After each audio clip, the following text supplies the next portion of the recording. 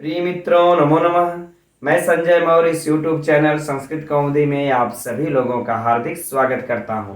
मित्रों, हम लोग अध्ययन कर रहे हैं डॉक्टर बाबूराम सक्सेना की पुस्तक संस्कृत व्याकरण प्रवेशिका के अनुसार समास विचार का, और हम लोग कल की कक्षा तक क्रमशः अध्ययन करते हुए इसके संपूर्ण तत्पुरुष समास को समाप्त कर चुके हैं, और अब आज की कक्षा का इस द्वंद्व समास से अध्ययन प्रारंभ करना है। तो आप सभी लोग अपनी पुस्तक संस्कृत व्याकरण प्रवेशिका का पृष्ठ संख्या 257 ओपन कर लीजिए। चलिए हम लोग अध्ययन प्रारंभ करते हैं। तो हम लोग देखिए, हम लोगों के पुस्तक में जो द्वंद्व समास के अंतर्गत पहला सूत्र दिया है मित्रों, वह है चार्थे द्वंद्व। तो चलिए यहां से अध्ययन प्रारंभ करते हैं। तो सर्वप्रथम हम लोग तो यह देखते हैं मित्रों, यह कैसा सूत्र है। तो विधि सूत्र है। विधान करता है तो किसका विधान करता है? द्वंद्व समास का विधान करता है। अब एक चीजें तो हम लोगों को भी अभी जाननी मित्रों कि यह नित्य करता है कि वैकल्पिक करता है। तो यह क्या करता है? वैकल्पिक समास करता है। यह क्या करता है? तो वैकल्पिक समास करता है। आगे बातें समझ में कि यह वैकल्पिक समास कर रहा है ना। अब चलिए देखते हैं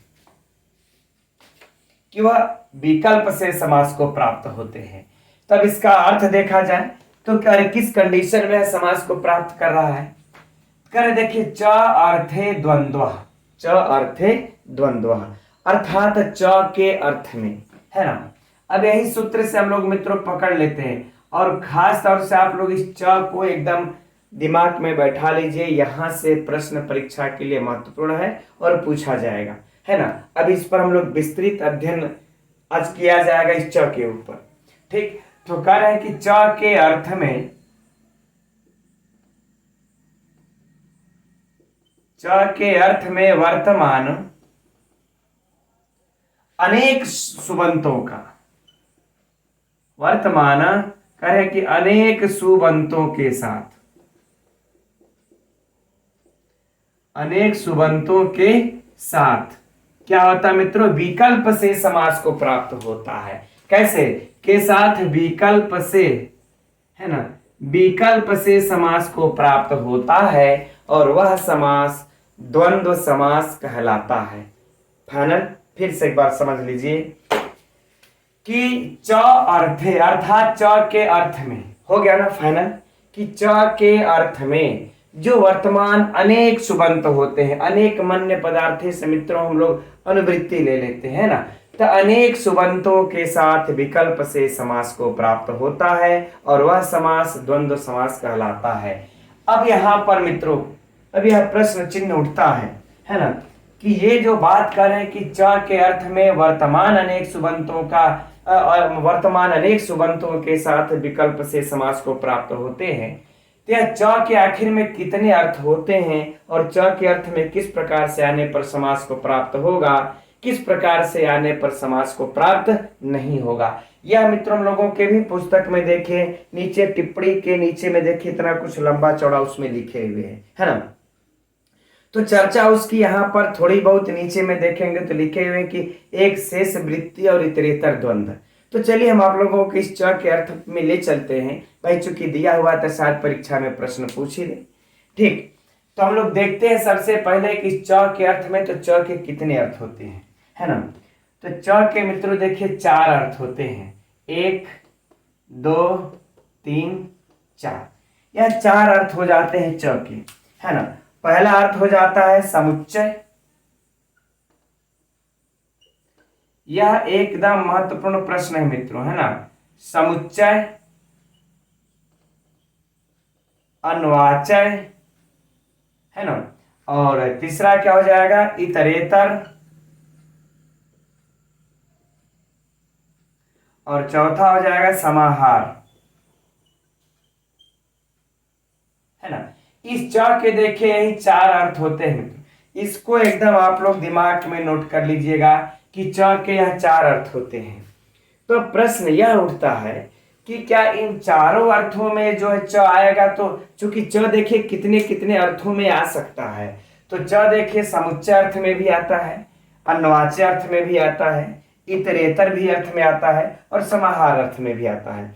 तो प्रश्न यह उठता है कि यह च जो इन चारों अर्थों में आएगा आ रहा है, तो इन चारों अर्थों के समास होगा या फिर इसमें से कुछ के साथ समास होगा, कुछ के साथ समास नहीं होगा, है ना। तो देखिए इसका सीधे सीधे उत्तर मित्रों, जो यह दोनों शुरू के हैं इनके साथ समास नहीं होगा। क्या समास नहीं होगा, है ना। अगर च इनके इन दोनों के अर्थ में आता है तो इनके अर्थ में समास नहीं होगा, है ना।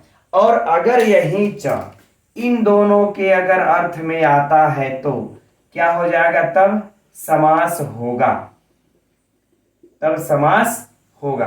अब बात एकदम स्पष्ट हो गया। और यही चीज मित्रों हम लोगों के पुस्तक में भी लिखा हुआ है कि आधुनिक वैयाकरणों के पक्ष में इतना अवश्य कहा जा सकता है कि त्रिहेतर द्वंद्व समास और एक शेष और वृत्ति के विग्रह में कुल, ये जो यहाँ पर थोड़ी सी चर्चा किए हुए हैं उसी को अब हम यहाँ पर मित्रों विस्तृत भी रूप में ले रहे हैं, है ना। और इसमें एक चर्चा हम लोगों को और भी प्राप्त होती है मित्रों की वृत्तियां 5 होती हैं। तो मैंने पहले ही बता दिया है कि वृत्तियां 5 होती हैं और उसमें से समास भी एक हम लोग जो अध्ययन कर रहे हैं वह समास भी क्या है, एक वृत्ति है, एक प्रकार की वृत्ति है ना। वो तो पहले भी चर्चा हो चुकी है, लेकिन परीक्षा का यह जो समास भी एक वृत्ति है, वृत्तियां 5 होती हैं, यह महत्वपूर्ण प्रश्न मित्रों पुस्तक में दिया हुआ है। ये 5 प्रकार की वृत्तियां हैं, एकदम अंडरलाइन टिप्पणी वाले में कर लीजिएगा, है ना, इसमें कोई दो राय नहीं है, ठीक। अब बात यहां पर यह करते हैं कि थोड़ी सी समझ लेते हैं, थोड़ा सा समय लगेगा मित्रों, है ना। अगर इसलिए हम कह रहे हैं समझ लेते, मान लेते उदाहरण यदि रख दिया कि यहाँ पर समास होगा कि नहीं होगा, तो उदाहरण जानते रहेंगे तो आप लोगों को सटीक रहेगा। थोड़ा सा लघु सिद्धांत कौमुदी के अनुसार हम लोग समझ लेते हैं। अच्छा, एक कल की कक्षा में जो है कि एक उदाहरण में मिस्टेक हो गया है ना, कि सरित जम वाले नहीं सरसिजम वाले में थोड़ी सी मिस्टेक हो गई, उपपद है कि अलुक है। चलिए अच्छा, उसकी भी चर्चा हम ये कर लेंगे। फिलहाल अभी हम लोग इसमें देखते हैं तो इसका समास क्यों नहीं होगा। तो देखिए समुच्चय अर्थ में कहने का भाव यह है कि जहां परस्पर निरपेक्ष अर्थात निराकांक्ष, है ना, जहां परस्पर निरपेक्ष अर्थात निराकांक्ष शब्द आवे और एक ही क्रिया में यदि अन्वित होते हैं तो वहां पर जो च आता है तो उस च का अर्थ समुच्चय अर्थ होता है और वहां पर फिर समास नहीं होता है। अब आइए हम लोग उदाहरण के द्वारा यहां पर समझते हैं। तो उदाहरण मित्रों क्या हो जाएगा, ईश्वरम, एकदम सरल शब्दों में मित्रों हम बता रहे हैं, ईश्वरम गुरुम, है ना, ईश्वरम गुरुम च भजस्व, च भजस्व, राइट। अब देखिए यहां पर हम लोग इसका अगर हिंदी भी लिख लेते हैं तभी आप लोगों को सटीक से समझ में आएगा। ईश्वर को भजो, ईश्वर को भजो, है ना, च मतलब और गुरु को भी, और गुरु को भी, है ना, और गुरु को भी, राइट। चलिए अब यहां पर देखिए हमने यही कहा कि जहां पर परस्पर निरपेक्ष अर्थात निराकांक्ष शब्द यदि वह च के साथ आते हैं, एक क्रिया के में अन्वय होते हैं, तब वह वहां पर समास नहीं होता है ना। तब यहां पर आप लोग गेस कीजिए कि क्रिया तो एक ही है, भजस्व अर्थात भजो, क्रिया एक ही है, लेकिन यहां पर जो हम लोगों को जो ये दोनों शब्द दिखाई पड़ रहे हैं अर्थात ईश्वर और गुरु, ये जो दोनों शब्द दिखाई पड़ रहे हैं मित्रों, यह दोनों निराकांक्ष है, निरपेक्ष है, सापेक्ष नहीं है, निरपेक्ष है ये दोनों शब्द। क्यों? क्योंकि जब हम बात कह लेते हैं कि ईश्वर को भजो, अब इस तथ्य को अगर मित्रों आप लोग समझ जाएंगे तो हम समझ रहे हैं उदाहरण को भी समझ जाएंगे। जैसे कह दिया गया कि ईश्वर को भजो, तो बताइए यह एक वाक्य पूरा हो गया, यह एक वाक्य पूरा हो गया ना। लेकिन जब हम कहते हैं कि और गुरु को भी भजो, है ना, तो जब हम गुरु को बाद में यहां पर जोड़ रहे हैं तो इस गुरु को अगर हम कह दें गुरु को, तो गुरु को क्या, तो गुरु को क्या भजना है, कि गुरु की पूजा करना है, कि गुरु की सेवा करना है, कि गुरु के पास जाके विद्या ग्रहण करना है, क्या यह प्रश्न उठेगा ना। तो यह साकांक्ष अर्थात जब हमारी आकांक्षा उठती है तो हम उसके लिए इस ईश्वर के साथ जो भजो क्रिया लगा उसके पास आते हैं कि हमको गुरु को क्या करना है, तो भजना इसके पास आते हैं, है ना।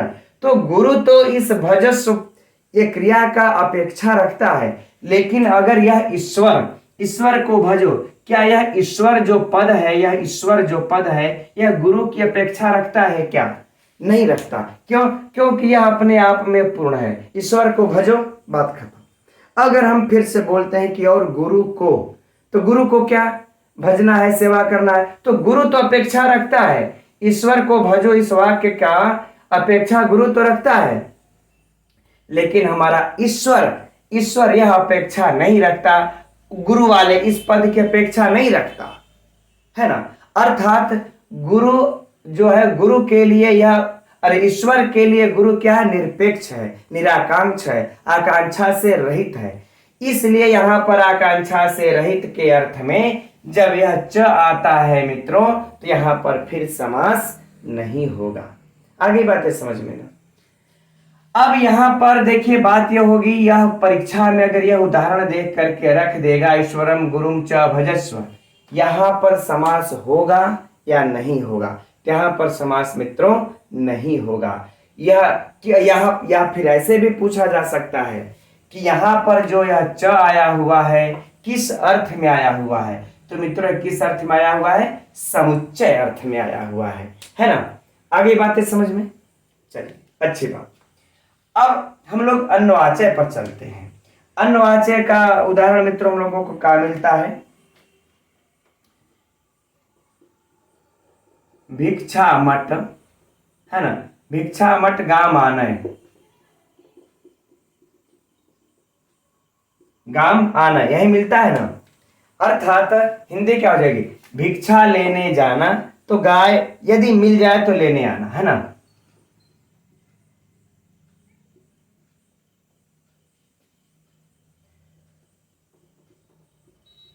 भिक्षार्थक यानी भिक्षा लेने जाना, है ना, भिक्षा लेने जाना, या फिर कह लें कि भिक्षार्थ भ्रमण कर, है ना, ऐसे ही लिख लेते हैं तो सही रहेगा, भिक्षार्थ भ्रमण कर, यदि गाय मिले तो लेते आना, यदि गाय मिले तो लेते आना।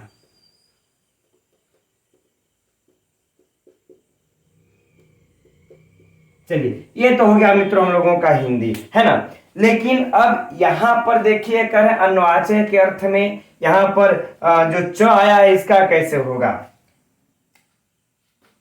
आने नहीं होगा, च आनय हो जाएगा ना, चानय, इस प्रकार से इसको चानय लिख लीजिएगा, गाम च आनय, नहीं तो च यहां पर आएगा कहां। हाँ अब देखिए यहां पर देखिए यह अन्ववाचय के अर्थ में च कब आता है, यह च अन्ववाचय के अर्थ में कब होता है, तो कह रहे हैं कि एक मुख्य पद हो एक गौण कर्म, है ना, एक मुख्य हो एक गौण गौण हो, और दोनों की क्रियाएं भी अलग अलग हों।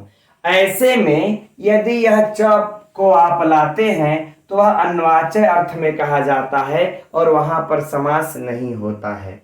फिर से बातों को समझिए, है ना, एक मुख्य कर्म हो जाए एक गौण कर्म हो जाए और दोनों की क्रियाएं भी अलग अलग हों, और इनके अगर बीच में इनके दौरान यदि च को आप लाते हैं तो वह च अन्ववाचय अर्थ में माना जाएगा, और फिर वहां पर उस च के आने से समास नहीं होगा। ऐसा नहीं है कि सूत्र में कह दें चार थे द्वंद्व तो च के अर्थ में जो भी आएगा सब जगह समास कर देंगे, नहीं, यदि वह च इस अन्ववाचय के अर्थ में आता है तो फिर वह समास नहीं होगा, है ना। अब देखिए अब जो मुख्य कर्म गौण कर्म में क्या है, देखिए भिक्षार्थ भ्रमण कर्म, यह हमारा मित्रों क्या हो गया, मुख्य कर्म, कि शिष्य है भिक्षा लेने जा रहा है, शिष्य है उसको भिक्षा लेने जाना ही जाना है ना। अब लेकिन करें भिक्षा लेने जाना ये तुम्हारा मुख्य कर्म हो गया और जाना क्रिया भी अलग हो गई, है ना। अब इसके बाद कह रहे जब तुम वापस आना, अगर रास्ते में गाय मिल जाए तो ले आना। तो ये जो गाय है मित्रों हम लोगों की क्या हो जाएगी, यह गौण कर्म, यह गौण कर्म, इसकी क्रिया भी अलग हो गई, है ना। अब इस मुख्य कर्म गौण कर्म दोनों की क्रिया अलग अलग। अब यहां पर हम लोगों का मिल जाता है च, तो इस च का अब यहां पर भिक्षा और गाय में फिर समास होने नहीं देगा, क्योंकि च यहां पर मित्रों अन्यवाचय के अर्थ में आया हुआ है, इसलिए यहां पर अब समास नहीं हो सकता। आगे बातें समझ में, है ना। उम्मीद करते हैं यह समझ में आ गया होगा। अब फिर मित्रों अगर परीक्षा के लिए आप लोग सोचेंगे कि इससे प्रश्न क्या हो जाएगा, तो आप लोग मित्रों चाहे टीजीटी की तैयारी कर रहे हो, चाहे पीजीटी की कर रहे हो, चाहे आप जो है कि हायर नेट इत्यादि किसी के लिए भी कर रहे हो, यह आपको काम आना ही आना है ना। अब उधर पहला प्रश्न सुनिए, भिक्षा मट गाम चानय किसका उदाहरण है। यहाँ पर च किस अर्थ में आया हुआ है, तो अन्यवाचय का उदाहरण है। यहाँ पर च अन्यवाचय अर्थ में आया हुआ है। भिक्षा मट गाम चानय में समास क्यों नहीं होगा, क्योंकि यहाँ पर च अन्यवाचय अर्थ में आया हुआ है। बातें समझ में आ गई, फाइनल, ठीक। अब हम लोग आगे बढ़ते हैं मित्रों इस इतरेतर के तरफ। यहां पर तो समास कर लेना है हम लोगों को, है ना। तो इतरेतर में कब हो जाएगा, करें धव खदिरव छिंदी,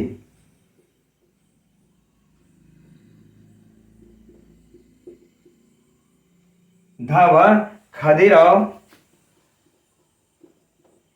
छिंदी, है ना।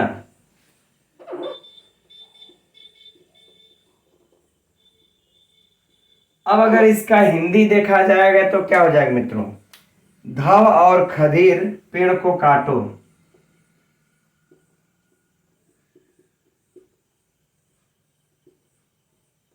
धव और खदीर पेड़ को काटो। अब यहां पर देखिए च छिंदी, च छिंदी च तो आई है, कोई दिक्कत नहीं। अब यहां पर देखिए जो च है, यहां पर च अगर कोई भी एक सजाती वाले में आता है और दोनों की क्रिया एक हो, अर्थात सजाती का मतलब सापेक्ष, जो यहां पर हम लोगों का निरपेक्ष था कि निरपेक्ष हो लेकिन दोनों का क्रिया एक हो, तो वहां पर समुच्चय अर्थ में हो जाता है।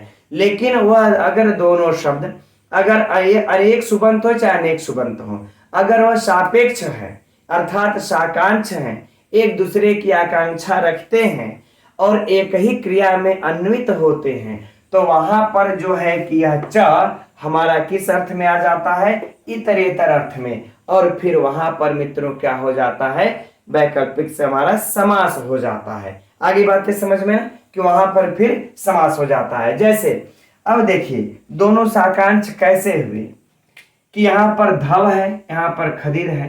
अब हम कहेंगे कि धव और खदीर, तो अब आपको दोनों में साकांक्ष होगा, है ना। धव बोलेंगे तो भी आपको साकांक्षा आकांक्षा होगी कि आगे क्या बोलने वाले हैं, तो फिर हम कहेंगे कि खदीर, फिर आपको आकांक्षा होगी, है ना, कि क्या बोलने वाले हैं। अब पेड़ को तो क्या काटना है, लगाना है, बढ़ाना है, सजाना है, क्या करना है ना।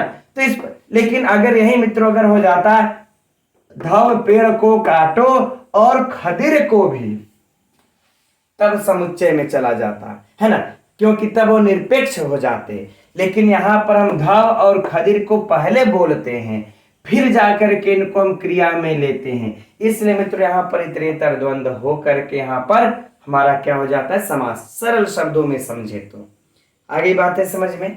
अब समाहार में क्या हो जाएगा, उदाहरण हम लोगों का, तो कह रहे समाहार में यह मित्रों हम जो उदाहरण बता रहे हैं आप लोगों को, और ये जो लिखवा दे रहे हैं आप लोगों को, लघु सिद्धांत कौमुदी और सिद्धांत कौमुदी दोनों में प्राप्त हो जाएगा, है ना। संज्ञा परिभाषम,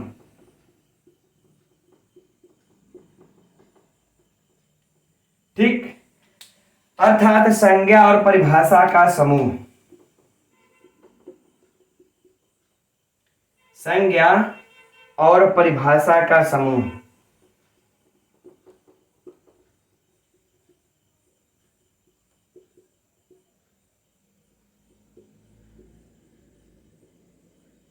है ना, संज्ञा और परिभाषा का समूह। अब देखिए मित्रों, अब यही यदि हम लोगों का, है ना, कहने का भाव है कि अगर इस प्रकार से समाहार अर्थ में आता है, समूह के अर्थ में आता है, तो हमारा वहां पर समास हो जाता है। और संज्ञा और परिभाषा के अर्थ में आने पर यहाँ पर हमारा संज्ञा परिभाषा में समास हो गया, और यहाँ पर देखिए धव खदिरव में समास हो गया, लेकिन ऊपर समास नहीं हुआ है। राइट, चलिए तो हम समझते हैं, संक्षिप्त रूप में ये बातें समझ में आ गई होंगी। अब चूंकि मित्रों देखिए थोड़ी सी चर्चा हम लोग कर लेते हैं कि सर सिजम की कल की कक्षा में कुछ लोग कंफ्यूज थे, सर इसमें अलुक तत्पुरुष है कि या फिर जो है कि उपपद समास है। तो देखिए मित्रों, यहाँ पर मुझसे एक मिस्टेक ये हुई है कि आप लोग जैसा कहते हैं कि सर अन्य उदाहरण भी लिखवा दिया कीजिए, तो भाई तो अब इतना तो नहीं है ना मेरे दिमाग में कि सारे अन्य उदाहरण है उसको हम लिख दें। जो लघु सिद्धांत कौमुदी में दिए हुए थे, मैं उसी के उदाहरण को हम लिखवा दे रहे थे, है ना। तो लघु सिद्धांत कौमुदी में जो उपपद दिया हुआ है, अरे जो सरसिजम जो दिया हुआ है, जो सरसिजम दिया हुआ है, यह उपपद में दिया हुआ है ना।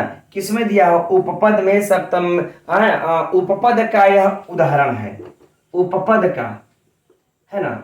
और हम लोगों के बाबूराम सक्सेना में इसको क्या दिए हुए हैं? अलुक तत्पुरुष का। ठीक, अब बातें आती है कि इसमें से तब कौन सा सही है। तो देखिए अपने जगह पर यह भी सही है और अपनी जगह पर यह भी सही है।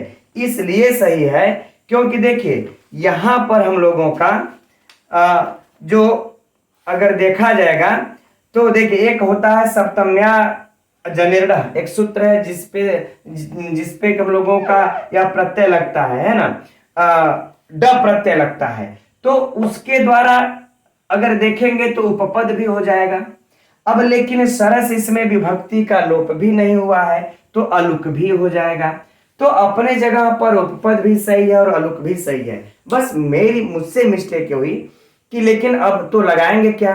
तो हम लोगों के बाबूराम सक्सेना में मित्रों इसमें अलुक तत्पुरुष ही दिया हुआ है, अलुक तत्पुरुष ही दिया हुआ है, इसलिए हम लोग इसको अलुक तत्पुरुष ही लगाएंगे, उपपद को नहीं लगाएंगे। लेकिन अगर यही प्रवक्ता में पूछ दिया, पीजीटी में पूछ दिया, तब आप लोग उसको उपपद को लगा सकते हैं, है ना। अब इसी में चूंकि यह हम लोगों को यह जो है ना सरसिजम उसी सूत्रकार कुंभकार वाले में ही पठित है, यह है ना, कुंभकार सूत्रकार इत्यादि में ही पठित है।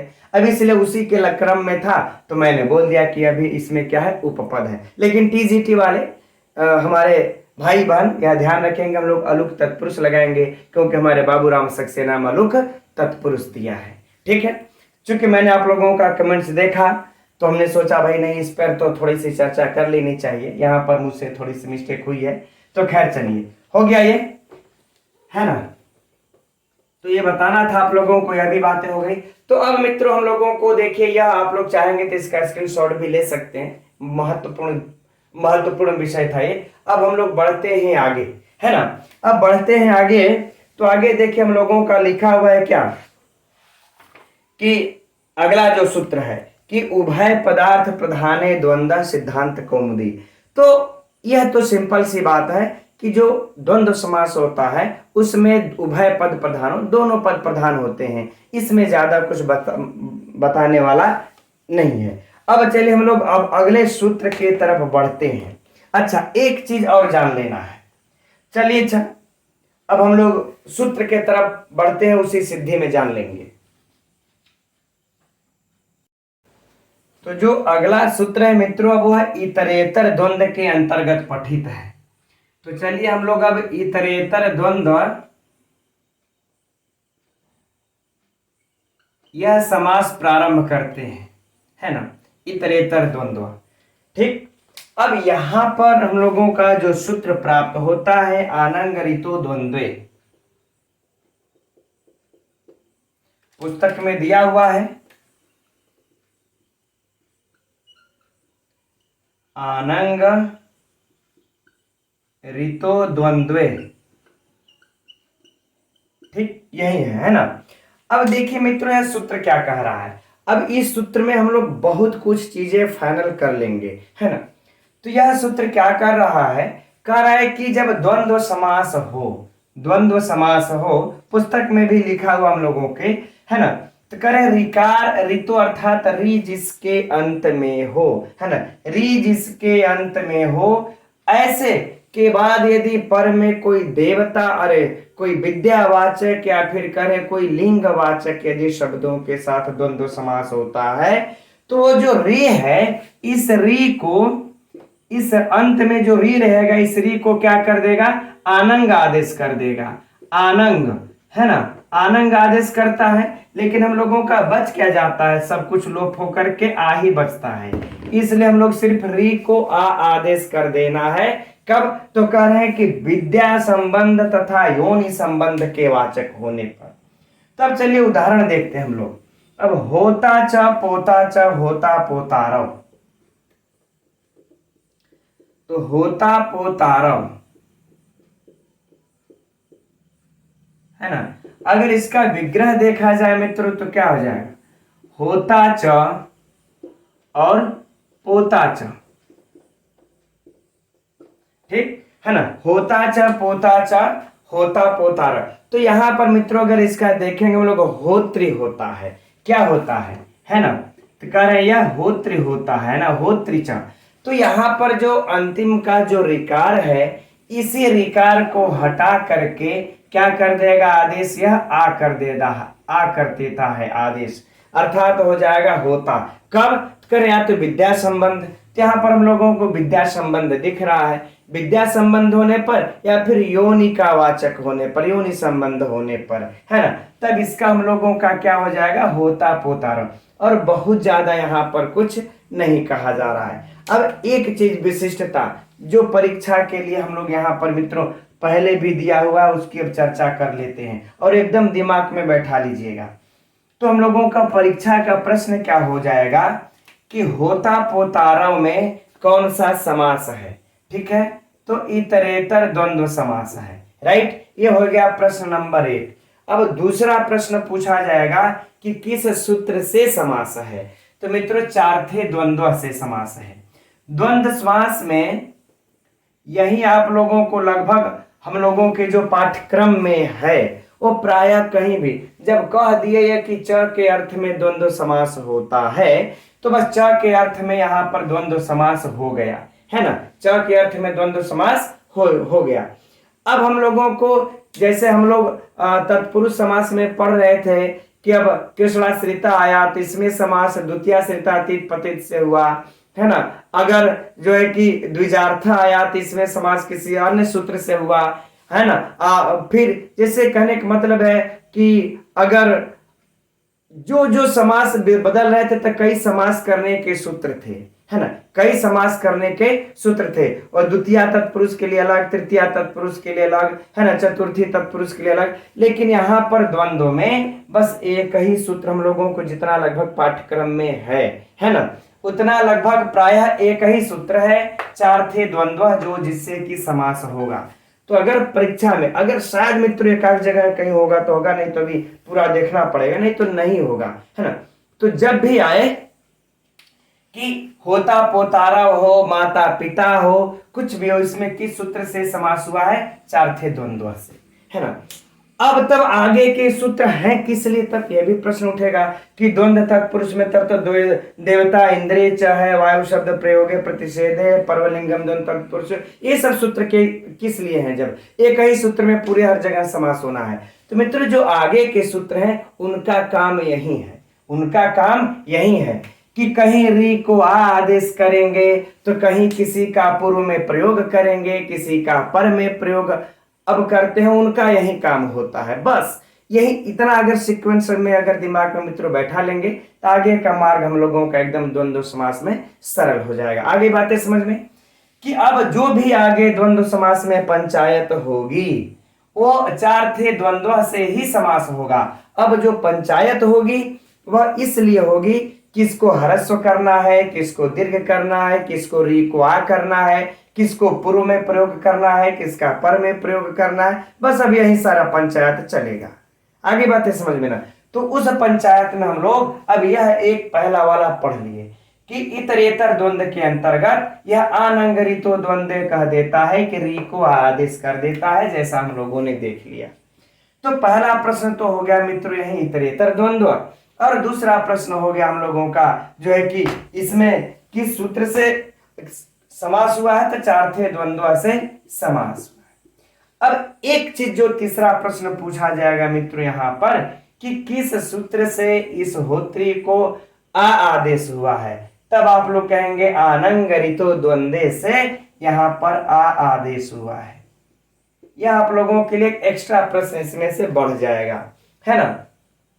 बाकी सारे प्रश्नों मित्रों वही होगा। अब एक चीज अच्छा हम लोग इसमें जो है सूत्र में चले आए।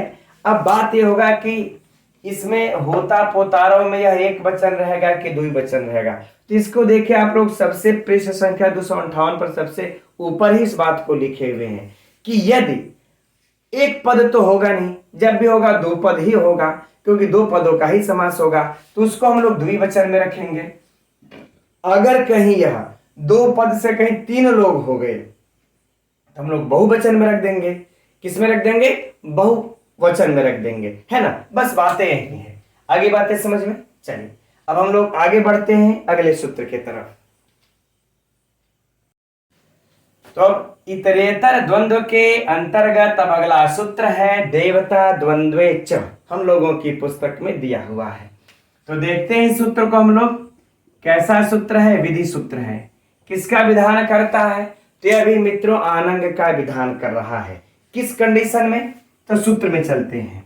तो सूत्र में कह रहे हैं कि देवता द्वंद्वे च, अर्थात देवतावाचक शब्द इधर क्या हो? देवतावाचक हो, और इस देवतावाचक के बाद इधर उत्तर पद परे रहते इस देवतावाचक शब्द को आनंग अर्थात बाकी सब लोप होकर क्या ही बचेगा? तो आ आदेश हो जाए, फाइनल। बस यही इसका काम है मित्रों, कुछ नहीं, कि देवतावाचक शब्द को यह आ आदेश कर रहा है उत्तर पद या शब्द के परे होने पर, है ना। अब हम लोग उदाहरण देखते हैं। हम लोगों के पुस्तक में जो उदाहरण है क्या? मित्रा वरुणव।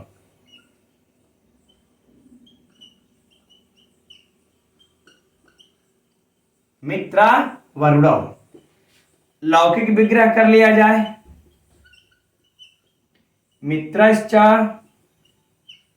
वरुणश्च, ठीक, यह हो गया। चलिए अच्छा इसका लौकिक विग्रह भी देख लेते हैं। तो क्या हो जाएगा? मित्र शु वरुण शु, है ना। अब यह देखिए हम लोगों का हो गया, ठीक। अब यहां पर देखते हैं तो हम लोग अब बाकी अच्छा आगे की प्रक्रिया भी सुन लीजिए एक बार कि मित्र सु वरुण सु का यहां पर दोनों पर च के अर्थ में आए हुए, इतरेतर के अर्थ में, तो यहां पर च के अर्थ में आए हुए हैं, इसलिए चार्थे द्वंद्व सूत्र के द्वारा यहां पर समास को प्राप्त हो जाते हैं। यहां पर समास को प्राप्त हो जाते हैं। समास के प्राप्त हो जाने पर अब फिर यही सूत्र आ जाता है देवता द्वंद्वे च, देवता द्वंद्वे च।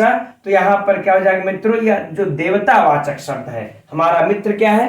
यह देवतावाचक शब्द है, इसलिए इस मित्र को आ कर लेते हैं। क्या कर लेते हैं? आ, और बन जाता है मित्र मित्रा, और फिर वरुण को मिला लेंगे, बन जाएगा वरुणव। अब परवलिंगम द्वंद्व, ये तत्पुरुषों तो लगेगा ही लगेगा, लेकिन वह सूत्र आगे आ गया, तो चलिए हम लोग आगे ही चर्चा कर लेंगे उसकी, ठीक। बन जाएगा मित्रा वरुणव। अब यहां पर परीक्षा के लिए प्रश्न की चर्चा कर लेते हैं, है ना। क्या कर लेते हैं कि मित्रा वरुणव में कौन सा समास है? तो इतरेतर द्वंद्व समास है। इतरेतर द्वंद्व समास है। चूंकि मित्रों द्वंद्व भी तीन भेद है। अच्छा, इसकी चर्चा भी करना हम लोगों ने भूल ही गया। खैर कोई बात नहीं, आप सभी लोग विद्वान हैं, ठीक है। आप सभी लोग जानते होंगे इतरेतर द्वंद्व, समाहार द्वंद्व, है ना, एक शेष द्वंद्व, यह द्वंद्व के तीन भेद होते हैं, ठीक, सभी लोग जान रहे हैं, है ना। तो चलिए देखिए यह कौन सा समास है? इसमें इतरेतर द्वंद्व समास है। यह पहला प्रश्न। दूसरा प्रश्न, किस सूत्र से यहां पर समास हुआ है मित्रा वरुणव में? तो चार्थे द्वंद्व से समास हुआ है, ठीक। तीसरा प्रश्न, मित्र में मित्र को आ उसमें जो अंतिमा है उसको आ किससे हुआ है, तो इस देवता द्वंद्वे च से आ आदेश हुआ है। यह मित्र हो जाएगा हम लोगों का तीसरा प्रश्न और यही हम लोगों के लिए महत्वपूर्ण है। आगे बातें समझ में, ठीक। चलिए यह परीक्षा का प्रश्न हो गया। अब देखिए अगला जो है हम लोगों को इसी में नीचे देखिए एक वार्तिक मिलता है, वायु शब्द प्रयोगे प्रतिषेधे। वार्तिक कार आके यह आचार्य पाणिनि से मिसिंग हुआ तो कह दिए कि वायु शब्द के साथ आपको प्रतिषेध करना चाहिए। जैसे उदाहरण स्वरूप देते हैं कि अग्निवायु, अग्निवायु। अब यहां पर देखा जाए तो मित्रों यहां पर अग्नि है तो अग्ना वायु नहीं बना, क्या अग्नि है ना तो अग्ना वायु नहीं बना, नहीं तो यहां पर बनता तो आनंद हो जाता।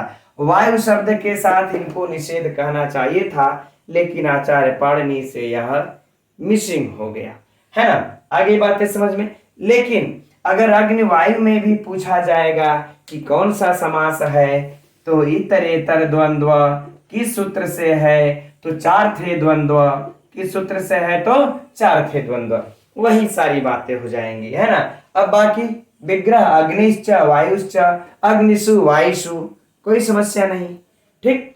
चलिए अब आगे बढ़ते हम लोग, ये वार्तिक भी हो गया। अब देखिए हम लोग इसमें है अब पृष्ठ संख्या हमारे पुस्तक में तो दिया हुआ है 259 पर, परवलिंगम द्वंद्व तत्पुरुषयो सूत्र, है ना। जबकि इसका उदाहरण हम लोगों को पृष्ठ संख्या 258 पर दिया हुआ है, ठीक। तो यह मिसिंग है, तो चलिए हम लोग इसको देख लेते हैं, परवलिंगम द्वंद्व तत्पुरुषयो को।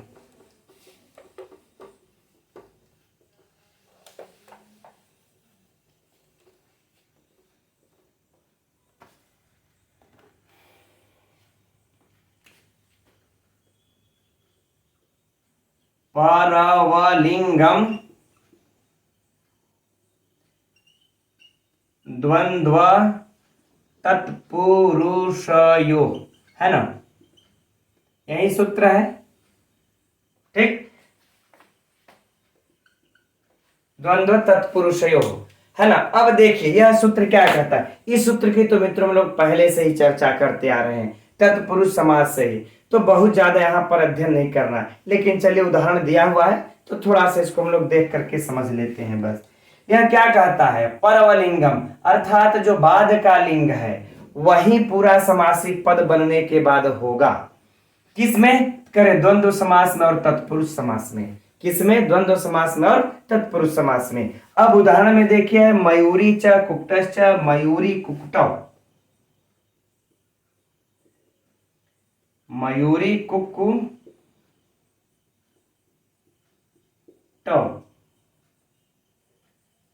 है ना, मयूरी कुक्कुटौ।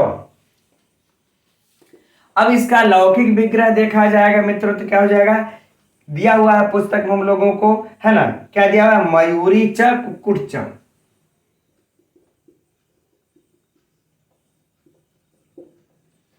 और कुक्कुटश्च,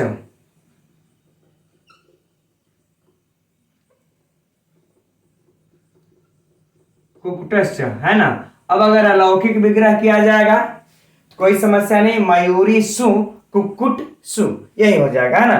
दूसरा कुछ नहीं होगा, बस मयूरी के बाद हम लोग क्या लगा लेंगे, सु लगा देंगे, कुक्कुट के बाद सु लगाएंगे, हम लोगों का हो गया। अब जब समास कर लेंगे मित्रों हम लोग तो यहां पर मयूरी कुक्कुट शुरू में बनेगा, क्या बनेगा इसका, मयूरी सु और इसके बाद कुक्कुट, कुक्कुट सु, यही बनेगा। अब इसका जब हम लोग कर लेंगे तो क्या हो जाएगा, मयूरी कुक्कुट,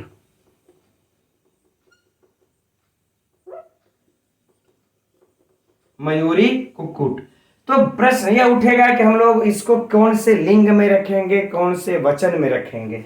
तो इसके लिए मित्र तब यही सूत्र आ जाता है, कहते हैं कि जो बाद का जो लिंग रहेगा उसी के अनुसार हम इसको पूरे का लिंग हम कर देंगे। तो बाद में हमारा मित्र यह कौन सा लिंग है, कुक्कुट, यह कौन से लिंग में आ जाएगा हम लोगों का, यह पुलिंग में आ जाएगा। तो जब पुलिंग में आ जाएगा तो पुलिंग में यह एक है, दो है, तो द्विवचन में ही न रखेंगे हम लोग इसको पुलिंग में। तो जब द्विवचन में रखेंगे तो कुक्कुट कुक्कुटौ रूप चला देंगे, तो क्या बन जाएगा, कुक्कुटव, यही बन जाएगा कुक्कुटव, बन गया हमारा, कोई समस्या नहीं है ना। बस ये यही करें कि द्वंद्व समास में भी जो बाद का होगा उसी के अनुसार लेंगे। अब इसी को देखिए यह बदल दिए हैं, कुक्कुटश्च मयूरी च कुक्कुट मयूर्यो, है ना। अब अगर बाद में आ जाता है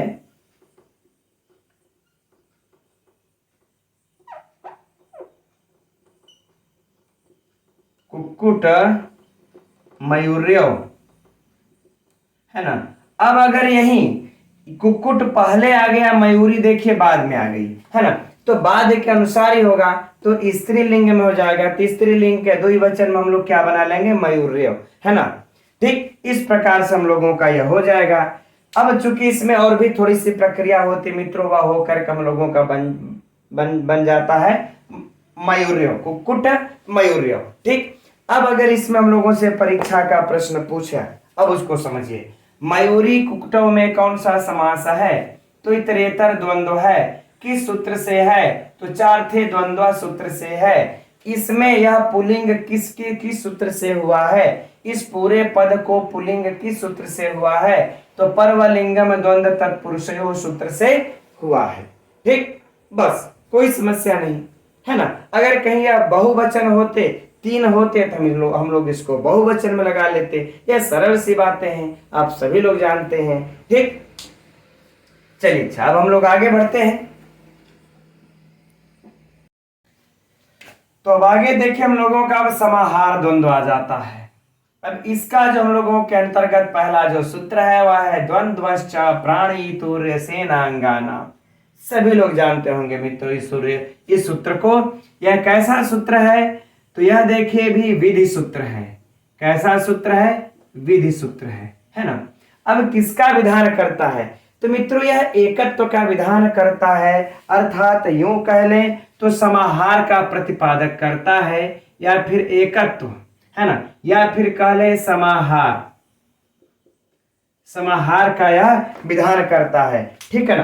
किस कंडीशन में, तो कहता है कि देखिए और द्वंद्व समास में प्राणी तुर्य सेनांगानाम, यानी अंग हम तीनों के साथ जोड़ देंगे।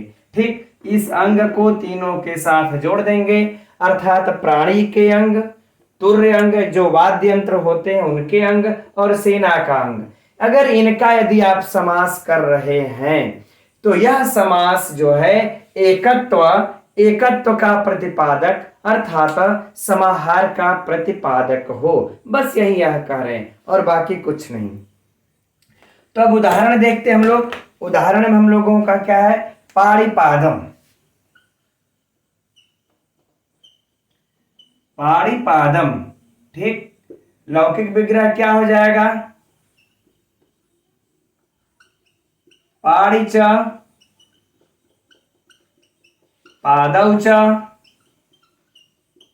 एषां समाहारः, पाणिपादम, है ना। पाणि च पादौ च एषां समाहारः पाणिपादम। एक मिनट, है ना, पाणि च पादौ च एषां समाहारः पाणिपादम, हमारा यह बन जाएगा, है ना। अब देखिए इसका हम लोग चलिए अलौकिक विग्रह भी यह कर लेते हैं। पाणी, अब हाथ 2 है मित्रों, तो हम लोग द्विवचन लगाएंगे, तो सु औ कर लेंगे। क्या कर लेंगे, औ। और पैर भी 2 होते हैं, तो पाद औ। ठीक, अब इस पाड़ी औ और पाद औ का यह किस सूत्र से समास हो जाएगा, है ना, किस सूत्र से यहां पर समास हो जाएगा मित्रों, इस पाड़ी औ का पाद औ का, तो इसी चार्थे द्वंद्व सूत्र के द्वारा ही इसका समास होकर के क्या बन जाएगा, है ना, क्या बन जाएगा, पाणिपाद। ठीक, अब हमारा इस सूत्र का तब काम आ जाएगा जब यह पाणिपाद हम लोग बना लेंगे, है ना, तब इस सूत्र का काम आएगा कि यह कहेगा कि जब प्राणी के अंग की बात है तो यह एकत्व अर्थात समाहार के अर्थ में हो, और जैसे ही यह समाहार के अर्थ में हो जाएगा वैसे ही मित्रों हम लोगों का सनपुंसकम सूत्र आ जाएगा। कौन सा सूत्र आ जाएगा, यह सनपुंसकम स नपुंसकम सूत्र आ जाएगा और यह सूत्र क्या कर देगा, इसको तुरंत नपुंसक लिंग में समाहार होने पर, पहले भी हम लोग इसका अध्ययन कर चुके हैं।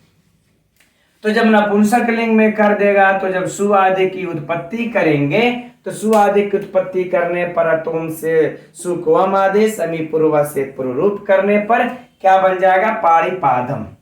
फाइनल, कुछ ज्यादा नहीं है मित्रों इसमें हम लोगों को। ठीक, अब चलिए परीक्षा के लिए प्रश्नोत्तरी पर चलते हैं। पहला प्रश्न, पाणिपादम में कौन सा समास है, तो समाहार द्वंद्व। कौन सा द्वंद्व, समाहार द्वंद्व। दूसरा प्रश्न, किस सूत्र से समास है, तो चार्थे द्वंद्व से समास है। तीसरा प्रश्न है ना, तीसरा प्रश्न, यहां पर पाणिपादम में किस सूत्र से इसको एकत्र समाहार का विधान किया गया है, तो द्वंद्वश्च प्राणी तुरु सेनांगा नाम से विधान किया गया है ना। इसकी किस सूत्र से नपुंसक लिंग संज्ञा हुई है, तो स नपुंसकम से हुई है। जैसे ही यह एकत्व अर्थात समाहार का विधान करता है वैसे ही स नपुंसकम आकर के यह किसका क्या कर देता है, नपुंसक लिंग में कर देगा। राइट, अब इसके बाद अगला प्रश्न, अब देखिए पाणिपादम। अब देखिए परीक्षा में जो कंफ्यूज करेगा मित्रों, हम लोगों को जो ध्यान देना है उसकी बातें कर लें। जैसे आ जाएगा परीक्षा में कि पाणिपादः, क्या बनेगा, इसका समासिक पद होगा पाणि च पादौ च येषां समाहारः का समासिक पद होगा तो पाणिपादः, है ना। और अगला हो जाएगा पाणिपादौ। ठीक, अगला हो जाएगा पाणिपादा, है ना, पाणिपादा। अब अगला रहेगा पाणिपादम। तो हम लोगों को याद रहे मित्रों, जैसे ही हम लोग समाहार देखेंगे, इस समूह को देखेंगे, वैसे ही नपुंसक लिंग में ही मारेंगे, बाकी इधर रूप नहीं चलाना है।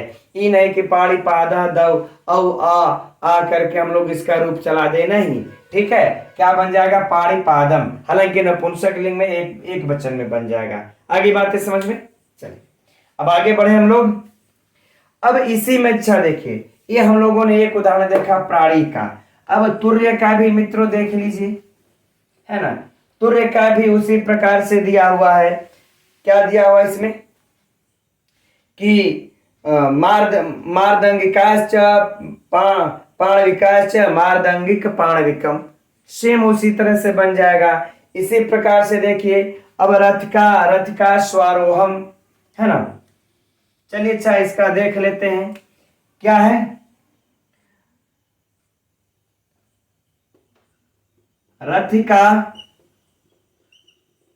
अश्वारोहम, है ना, अश्वारोहम। ठीक, अब यहां पर भी मित्रों वही बातें हो जाएंगी, है ना। यहां पर भी हम लोगों को वही बातें हो जाएंगी, अर्थात जो विग्रह भी हो जाएगा सेम उसी प्रकार से, अर्थात रथिकाश्च अश्वाहन, रथिकाश्च अश्वरोहाश्च, रथिकाश्च अश्वरोहाश्च एषां समाहारः रथिकाश्वारोहम। अब यहाँ पर देखिए जो रथ है, अश्व है, यह क्या है, सेना के अंग के नाम है ना। सेना के अंग है, रथ और घोड़े सेना के अंग ही तो हैं। अब रथ के अंग हैं, इसलिए समूह में इस सूत्र से हो करके बाकी सारी प्रक्रियाएं मित्रों वही हो जाएंगी। इस चार्थे द्वंद्व से समास, समाहार द्वंद्व में कोई समस्या नहीं। कुछ ऐसा नहीं मित्रों यहाँ पर कि जो कि हम आप लोगों को नया चीजें बताएं, कुछ भी नया है ही नहीं। आप लोग भी इसको अपने से पढ़े होंगे और हर जगह इसको देखे होंगे। राइट, चलिए अब आगे बढ़ते हैं हम लोग। तो अब अगला सूत्र है जातिर प्राणी नाम। देखते हैं इसको, कैसा सूत्र है मित्रों, विधि सूत्र है। किसका विधान कर रहा है, यह भी उसी प्रकार से एकत्व का विधान कर रहा है जैसे हम लोगों ने अभी द्वंद्वश्च प्राणी तुर्यंगा सेनांगा नाम को देखा, ठीक उसी प्रकार से। लेकिन इसका कंडीशन क्या है, करें जाति अप्राणी नाम, अर्थात जातिवाचक शब्द। कैसा शब्द होना चाहिए, जातिवाचक शब्दों का, जातिवाचक शब्द हो, लेकिन करें अप्राणी नाम, लेकिन करें प्राणी भिन्न हो। यह चीज इन्होंने कहा कि प्राणी भिन्न हो, कि यह प्राणी भिन्न हो। जब प्राणी भिन्न जातिवाचक शब्द हो तो उनका द्वंद्व समास हो तो फिर वह जो है कि एकत्व हो जाए, है ना, समाहार अर्थ में हो। राइट। उदाहरण हम लोग देखते हैं, क्या है, गोधूम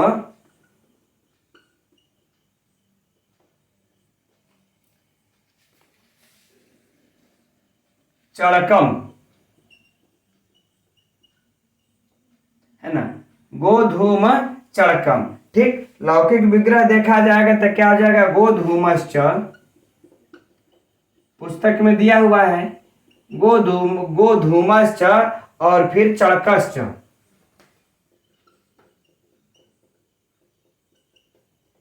गोधूमश्च चड़कश्च। अब यहां पर देखिए मित्रों, यहां पर जो यह शब्द आए हुए हैं गोधूम और चड़क, है ना, यहां पर जो गोधूम आया हुआ है यह जो है कि जातिवाचक शब्द है, और जाति में भी कौन सा है, करें यह द्रव्य है। अच्छा, एक चीज और भी यहां पर चर्चा कर लेनी आवश्यक होगी, ठीक है ना, कि जाति से हम लोगों का जो अर्थ निकलता है वह क्या निकल जाएगा, द्रव्य, है ना, गुण, ठीक, क्रिया, इसको क्या कहेंगे, जाति के अंतर्गत ही आएगा। तो कह रहे हैं कि जाति से हम लोगों का अर्थ सिर्फ और सिर्फ इस द्रव्य से है, सिर्फ और सिर्फ इस द्रव्य से है। जहां पर द्रव्यवाची रहेगा वहीं पर यह एक वचन में होगा। यदि कहीं गुण और क्रियावाची हो गया तब वह एक वचन में इस प्रकार का नहीं होगा। तो यह हम लोगों का मित्र जो गोधूमश्च चड़कश्च है यह द्रव्यवाची है, इसलिए जो है हम लोगों का यह एक वचन में हो गया। अगर कहीं यहीं पर, है ना, अगर कहीं यहीं पर हम लोगों का रूपंच रसश्च, है ना, रूप रसों की जब बात कर लेंगे, जब यहां पर हम लोग रूप रसों की बात कर लेंगे ना, रूपंच रसश्च, रूप रस, ठीक, तो यहां पर देखिए यह गुणवाचक हो गया, है ना, यह गुणवाचक हो गया। तो रूप रसों में फिर एक वचन न होकर के दो जो है कि तब यह एकत्व का विधान नहीं होगा। तो एकत्व का विधान नहीं होगा तो स नपुंसकम से नपुंसक संज्ञा नहीं होगी। जब नपुंसक लिंग में नहीं होगा तो बाकी जिस प्रकार का जिस लिंग में चलना होगा वैसे रूप चल जाएगा। तो रूप चलेगा तो द्विवचन ही होगा, तो हम लोग क्या बना लेंगे, रूप रसव। आगे बातें समझ में, यह कब हो, यह गुण का होगा। उसी प्रकार से अगर क्रिया का भी मित्र होगा तो जो क्रिया का अगर आप समास करते हैं तो उसको फिर आप एकत्व का विधान नहीं करना है। आगे बातें समझ में, गुण के साथ क्रिया के साथ, जैसे मान लेते हैं कोई पैदल चल रहा है कोई दौड़ रहा है, इनका समास कर रहे हैं तो नहीं होगा। राइट, चलिए, तो अब यहां पर भी मित्रों हम लोगों के लिए परीक्षा का सेम वही प्रश्न बन जाएगा, क्या, गोधूम चड़कम में कौन सा समास है, तो समाहार द्वंद्व है। किस सूत्र से हुआ है समास, तो चार्थे द्वंद्व से हुआ है। किस सूत्र से इसको एकत्व का विधान हुआ है, तो जाति प्राणी नाम से हुआ है। किस सूत्र से इसकी नपुंसक संज्ञा होकर के हुई है, तो बस वही स नपुंसकम इत्यादि आगे चल जाएगा, हो जाएगा मित्रों। अब आगे देखते हैं, तो आगे देखिए अभी और है विशिष्ट लिंगो नदी देशो ग्रामा, और अभी और है आगे, है ना, अर्थात समाहार आज खत्म नहीं हो पाएगा। ठीक है, तब आज के लिए कक्षा मित्रों इतना ही रहने देते हैं। अब कल जो है इसके आगे अध्ययन किया जाएगा। अभी चूंकि समाहार में अभी विशिष्ट लिंगो 1 2 3 सूत्र भी और बचे हुए 4 सूत्र, तो अब वो कल अध्ययन किया जाएगा। ठीक है, आज के लिए इतना ही मित्रों। अब हम लोग कल मिलते हैं फिर इसी समय 3 बजे। तब तक के लिए नमो नमः।